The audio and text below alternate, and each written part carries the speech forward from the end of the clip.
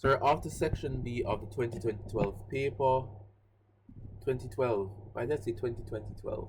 2012's paper, question 4. Right? Still on module 1 stuff. Shenanigans, rather. So the first one states Newton's second law. Right? So 4A, 1 mark, state Newton's second law. Anybody wants to do that for me, please?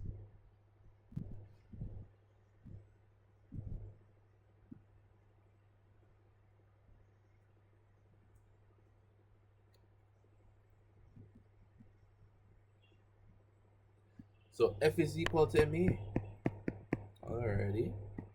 So this speaks to the proportionality of acceleration and mass with regards to the force.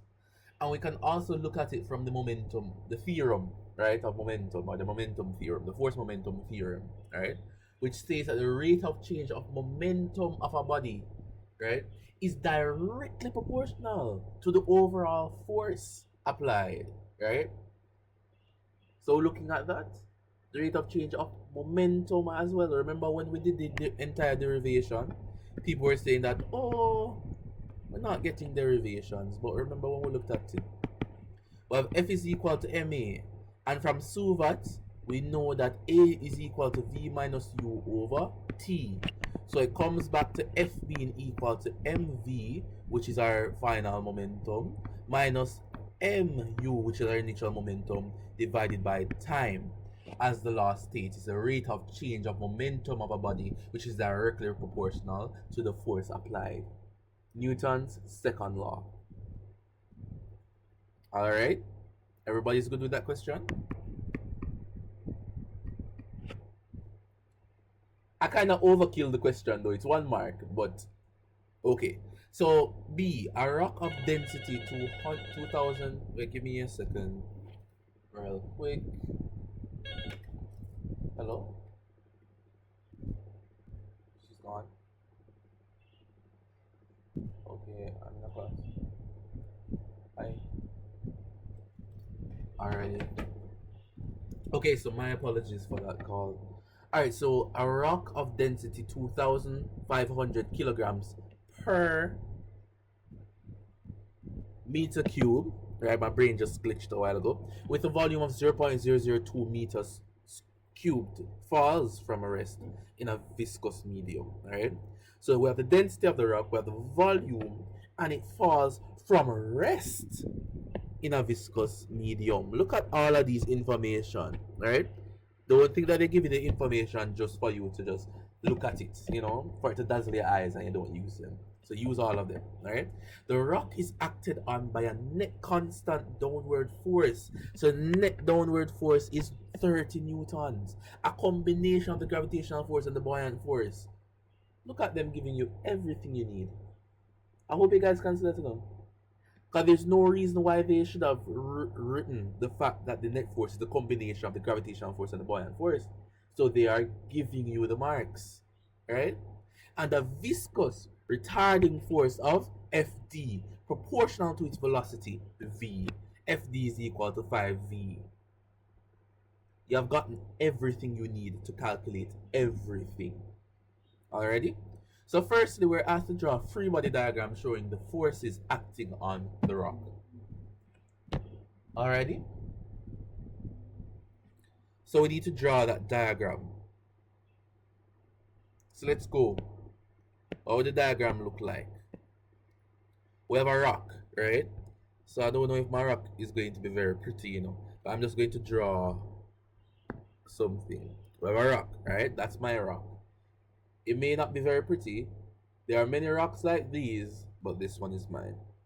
Alright, so let's look at this rock. This rock is falling through a viscous medium. What are the arrows? What would the free body diagram look like?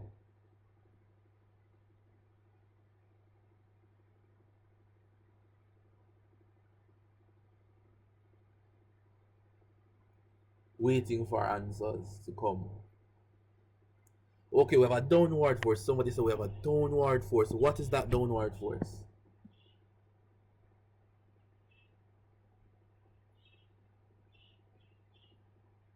Gravity. Alright.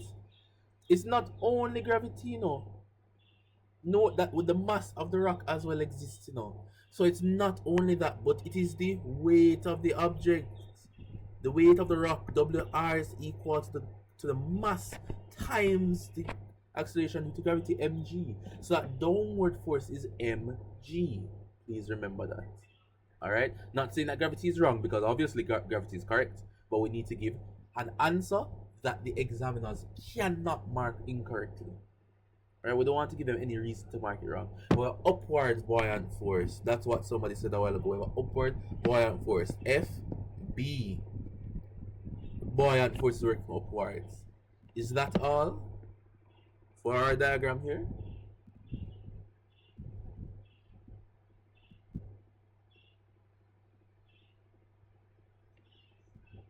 The drag force, right? So we also have another force acting upwards as well. So we have F, D. Lovely. Do we all agree with this diagram? Because drag force and the buoyant force are acting in the same direction, Upthrust would be the buoyant force. Upthrust, buoyant, same thing. Alright? So you're entirely right with that as well, Shani. Alright, so let's move onwards then. Alrighty, the next question asks us to explain what is meant by a viscous medium. What do we mean by a viscous medium? Remember we defined viscosity when we were going through this. A viscous medium, what is a viscous medium?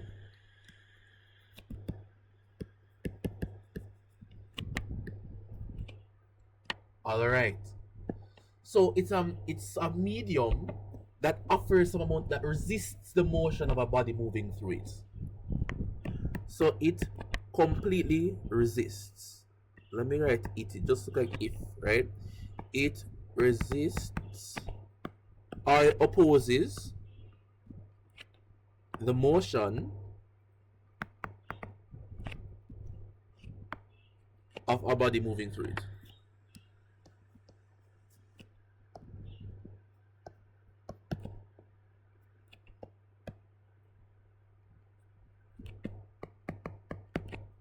Right?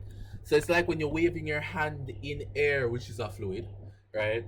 It has less resistance than waving your hand in water, which is more viscous than air, right? So any medium that resists the motion of an object moving through it is regarded rather, right, as a viscous medium.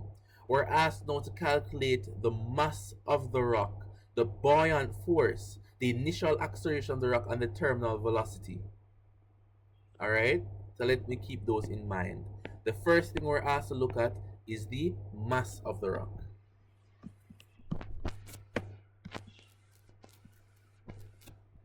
No. We have here no. Alright, so from the question we have the density is equal to that, right? And we have the volume is equal to that and a complete downward force. So let's write down everything we have. It's another thing that I want everybody to get used to doing. Always write down what you have and then we work from that, right? So the density rho of the rock, right, is going to be 2,500, right, kilograms per meter cube, right? The volume, big V actually, is equal to what? 0.002 meters cube, right? We have the complete upward force F net in the upward direction, F net Y, right, in the upward direction, right? That would be 30 newtons, right? What can we use to find the mass? The mass M is equal to what?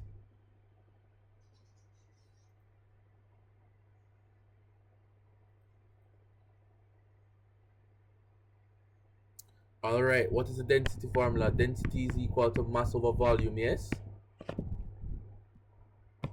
Therefore, mass is equal to density times the volume. 2,500 times 0.002, which this should give us 5, right? 5 kilograms, right? So I'm not pestering you guys, I'm not bothering you guys, But you see that a C-section student could answer this question, right? So sometimes we shouldn't try to freak out over the paper. Just look at what we have. Think about what you learned before or what you've noticed about the equations, and you should be able to get your answer. Right? Some people overthink, they see the big cape physics on the paper and start to freak out. Right? We shouldn't do that. These are rather simple questions. Alrighty? So what are we looking for again? We're looking for the buoyant force, right? Alrighty? So the next one, we're looking for the buoyant force, FB.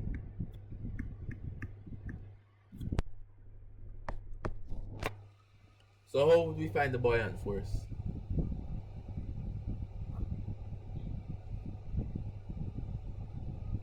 Remember for our diagram, from our, go ahead.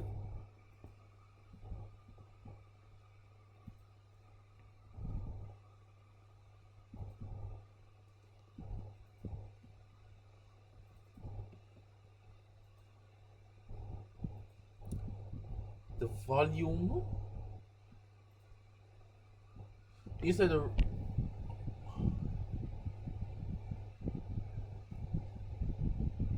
okay, rho is equal to, no, but we're finding we're finding the buoyant force now, and what you're saying is that rho, which is the density, is equal to gravity times.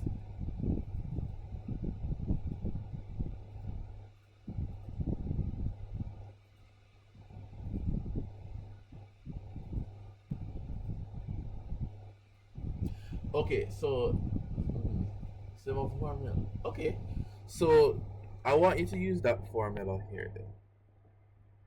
Right, use that formula here, and then I'll use the traditional way of solving it, and let's see if we get the same answer. Is that fine?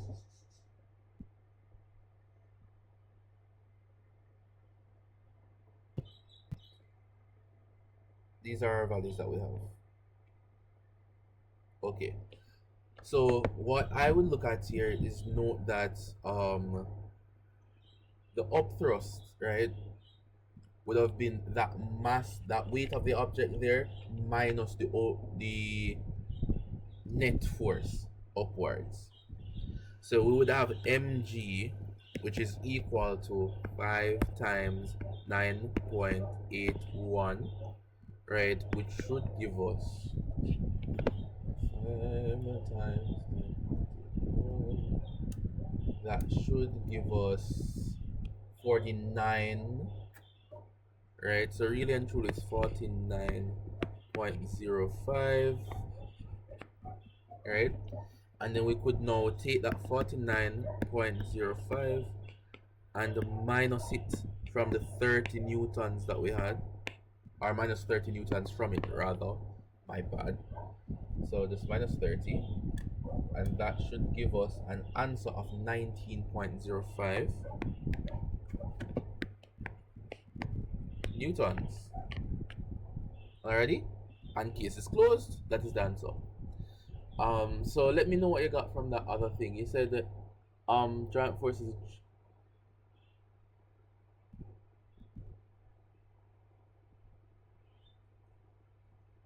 okay. Alrighty, so that is that. So the buoyant force is that, so FB is equal to that. Alright. Then the next thing we have to do is find the initial acceleration, right? Well, I shouldn't be writing B A B C, because that is not the question. But like, let's look at the next thing. We're looking at the initial acceleration AI, right? So how would we find that?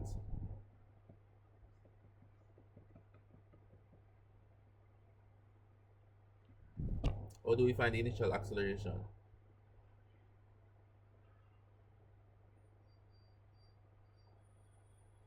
If F is equal to ma, oh, go ahead. My bad. Go ahead.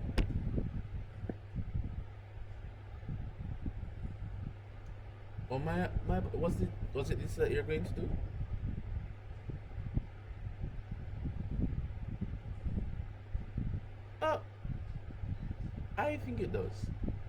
I think it does a great deal.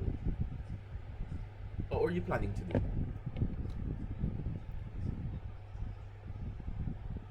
Okay, go ahead, Anush.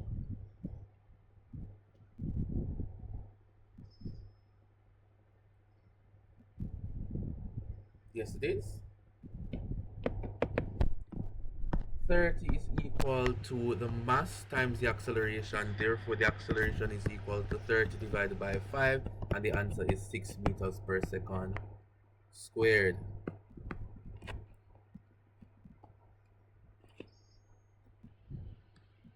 Oh, you can define it though. What is acceleration? Is that what you're asking? Okay, alright. Get what you're saying. Alrighty. The next thing that we're asked to do is to define the terminal velocity. Go ahead. Not define, but find it. 30, because that is the overall net force that we have.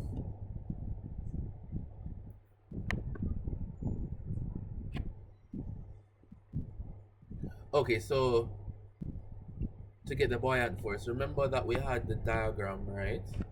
And then we had two major forces up here, the buoyant force, which is less than the overall drag force, right? And then we had the mg down here, right? In order to get FB, we needed to get that mg, right, and minus the 30 from it. But the overall force that we're talking about, the combination of the buoyant force and the drag force together, was 30 in the question, right? So in if we want to use F is equal to ma, we need to use the net force, which was 30 in the question. Alrighty. Because if you only use the buoyant force, you're gonna look at the acceleration due to the buoyant force alone. But we're looking for the net acceleration, initial acceleration there, right? Before that buoyant force generally is referred to, I guess. But yeah, we have that. We're now called to look at the terminal velocity, right? Vt. Let me see if there's room down here. All right. So finding the terminal velocity v, is it Vt? Is it Vt? Vt, right? We usually use Vt or V. Let me not use V tau, but let's just use Vt. Terminal velocity Vt is equal to what? All right. What is that?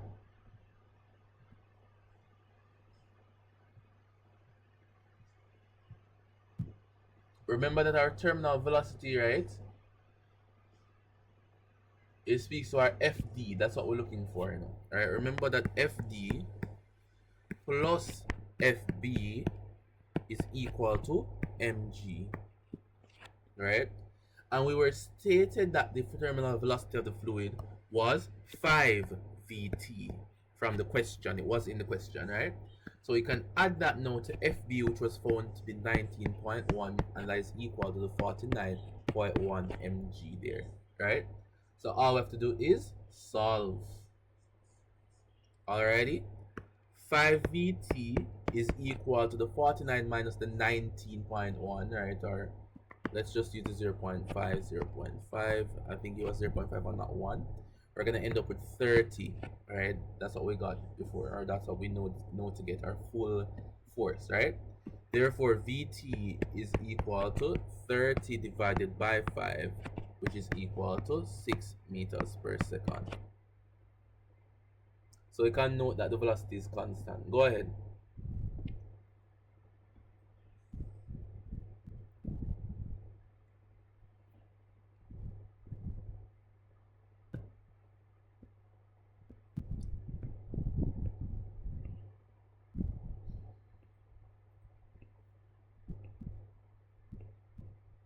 Hold on, let's go to the question.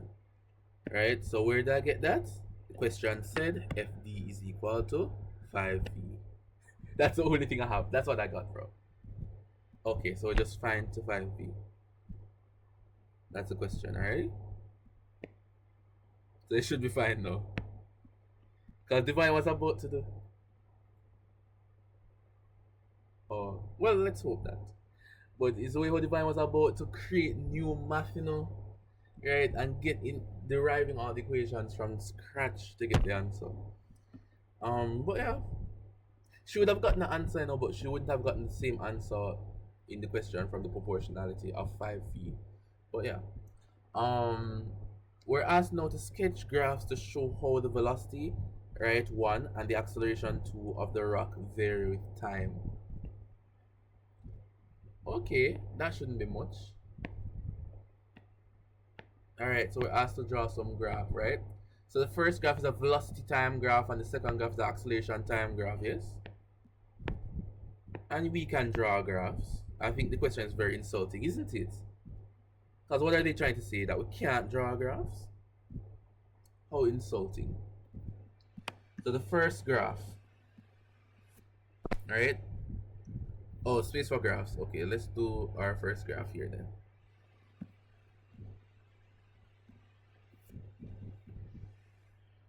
Right, so it's just sketching, you know, so don't mind my very ugly graph that I'm about to draw, right?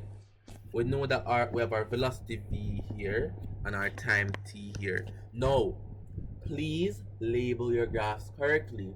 Write velocity and put in bracket meters per second. Write time and put in bracket seconds. Right? Don't shorthand it like what I'm doing right here. Okay? So we're supposed to have that. Okay? So we have that there. Alright? So let's look at this now. Terminal velocity is achieved when both forces equate. We should remember that. Right, so let's look at Vt on our graph. Let's put Vt right here. Let's put Vt going across there, right? From the origin, our velocity will rise to meet our terminal velocity. So that would be the first equation there. The second equation. So hopefully, if you have any questions about the first equation, let me know. Right, but remember that terminal velocity is the final velocity, right? So the velocity will continue to increase until it reaches terminal velocity, and it will no longer increase. That is what the graph is showing. Alrighty. I have another graph here. You have the acceleration now versus the time. Right? Now, if the velocity continues to change, remember that word change. If the velocity continues to change until it reaches a terminal velocity where it becomes constant, that means that the acceleration will continue to move. Because the change in velocity with respect to time is acceleration, right? So as the velocity continues to change, acceleration will have a value until the velocity reaches constant terminal velocity, then the acceleration is 0. So our acceleration will start, the initial acceleration AI will start and then tend to 0, where we then have terminal velocity. Does this make sense?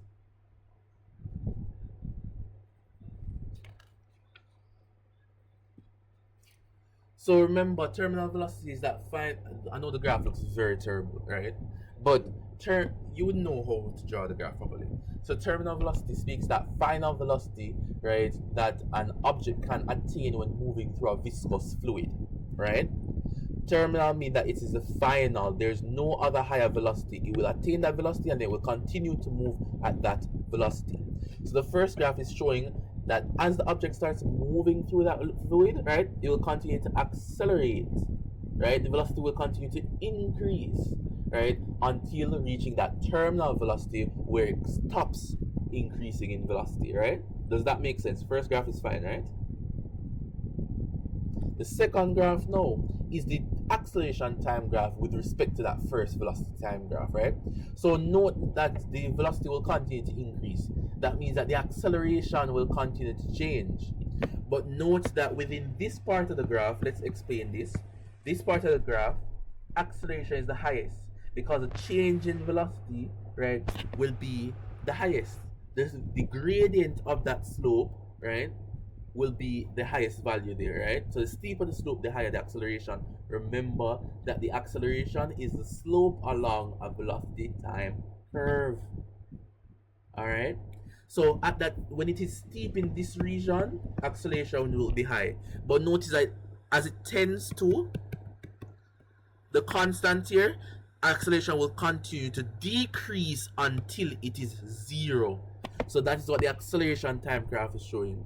That at first, the object starts to increase its velocity rapidly, and then after a while, it starts to slow, its acceleration starts to tend to zero, right? It starts to attain a constant velocity, therefore, the acceleration constant starts to decrease until reaching that constant velocity, right? Where acceleration is zero. Does that make sense? Alrighty. So that is the end of this question, and that brings us to the end of Module 1 Concepts for the 2012 paper.